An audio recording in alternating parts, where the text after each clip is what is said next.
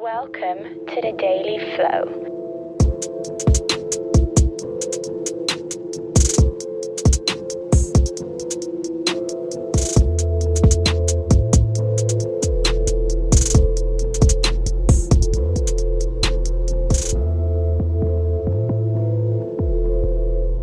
Please welcome your host, John Coleman. Hi everyone. Today talking about adopting Kanban, how to achieve agility and not sterility. So when your team pictures your organization harnessing the potential of Kanban, do they envision a work environment where analytics drive every decision?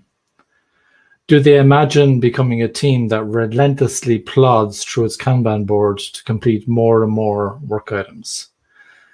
Perhaps the team fears becoming a slave to a regime where flow metrics rule all. Or does their Kanban dream look something like the following? The team is aligned with leadership behind a shared purpose. They engage with stakeholders and collectively decide what to do next. The team is getting more work done than ever before, maybe twice as much. With fewer outputs, they're delivering improved customer outcomes. Everyone feels relaxed and focused. There's time to chat with colleagues and people smile and laugh more. Leadership has a 21st century approach, setting the stage for the team's work and then receding to the background, allowing the team to get to work. It's about being ruthless when it comes to delivering value, but compassionate when it comes to people. The picture your team envisions has a lot to do with what you've heard about Kanban and how you've experienced it. It's easy to apply Kanban as an end in itself, resulting in a sterile environment that demotivates team members. The second scenario might seem too good to be true, but it's entirely achievable. And I've seen this several times. So how do you get there without Kanban structure and metrics inadvertently sucking the life out of your team? So you need to set a vision before optimizing the flow of value. If your organization has chosen a path towards organizational agility, optimizing the flow of value should be near the top of the list. Before you get to that step, you need to have a clear shared vision and offer a genuine invitation to team members to examine the current workflow. Having a shared vision involves identifying a product goal which pinpoints the why, not the how of the work. This big picture direction of travel needs to be inspiring to be effective, providing the reason for coming together to do the work and the glue that keeps the team going. Think of it as the box containing the product that sits on the store shelf. What does it say on the front, on the side, on the back? What image, name, or slogan would attract you to the box? Your organization's vision might be an elevator pitch from Jeffrey Moore, or it could be a business problem statement from Lean UX. Just use a free-flowing format. We must use empiricism to discover if our direction of travel is wrong. To tackle this critical step, it can help to ask the following questions. What is the problem that we're trying to solve? How do we know that this is the right problem to address? What is the opportunity we're identifying? Why this opportunity and not others? What are the needs or wants that we're trying to serve? What can customer research, conversations, or observations from data tell us? What assumptions or hypotheses do we need to test? And how will we measure success in achieving our vision? Team input is a must. If you've started to explore Kanban for your organization, you know that it advances several data gathering and analysis tools to optimize the flow of value. The framework or strategy's focus on direction and action informed by analytics is part of what makes it appealing to organizations that want to create more value. Flow analytics tools indeed do allow you to make data-informed decisions about what you can improve, but team input is part of that data. Without team input, you're heading down the path of creating a sterile, lackluster environment. Instead, Ask the team what they observe about their workflow, and never judge a team based solely on the charts. There's always a deeper story behind the metrics. I once worked with a team focused on product innovation that became exasperated with their inability to control their workflow. The team's failure to move forward looked like an internal issue at face value.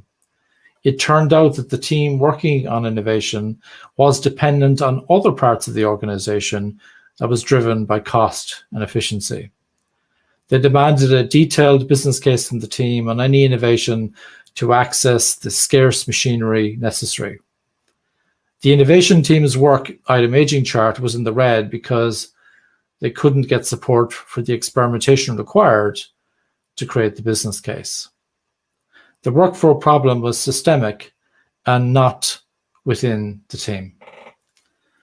Adopting Kanban is an incremental approach. When I consult with organizations thinking of adopting Kanban as their approach to the agility dream, I start with involving the team. Kanban is not effective as a top-down approach.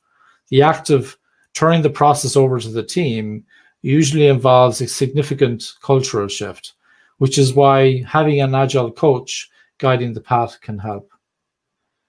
It's critically important to be sensitive to the human factors in making this change. It's often not a straight path. Sometimes you need to slow down, check in with the team, and genuinely address any concerns that arise along the way. When I work with organizations thinking of Kanban, there's a few things that I go through. One of them is investing the time in understanding their work, involving the team and coming up with a shared vision. If you think you already have one, think again. Involving the team often results in a better vision, and everyone then takes ownership of it. Build a work item backlog together. Outline the agile options that might fit the team. If you still think that Kanban might be a fit, suggest playing a Kanban simulation to see if the team likes it. If the team likes the simulation, maybe have a Kanban board design competition, which results in a working Kanban board that fits the team. Agree to a rhythm that suits the team. For example, maybe they want to meet daily to review, give context to the workflow analytics. Balance dealing with task item dependencies, aging work, and preventing work starvation against trying to do too much. Let the signals from the Kanban board inform us about the potential need for collaboration, and have regular review and retrospective type sessions to improve value delivery, value discovery, ways of working, people dynamics, and the Kanban board itself and all that goes with it. Make small improvements there and then in the retrospectives, and don't get caught up in the thinking you should do this and you should do that. What can get away of positive change? There are times that I've worked with organizations where I've encountered a kind of a Stockholm syndrome within teams. People feel unable to let go of past ways and appear content to stay overburdened and periodically unwell.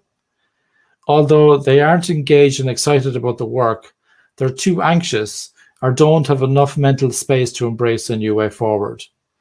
When I encounter this extreme reluctance, it's often the result of either an uninspiring organizational vision or the absence of one altogether. It can also result from performance measures imposed on the team that become an obsession. The team becomes focused on the what, like how many items they delivered, rather than the how, what can we do to improve flow, to get things done. The organization has created sterility instead of agility. If your team has not adopted Kanban willingly, or is not involved in every aspect of the adoption and daily application, maybe it's time to take a step back.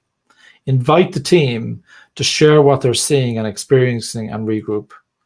Agility is about flexibility and balance, regardless of the framework, methodology, strategy you adopt. People aren't revenue-generating units, they're humans. And humans can achieve phenomenal things when they're motivated, respected, and inspired. If the leadership at an organization fails in creating this environment, Kanban isn't going to get them where they want to be. Thank you. Got a question for us?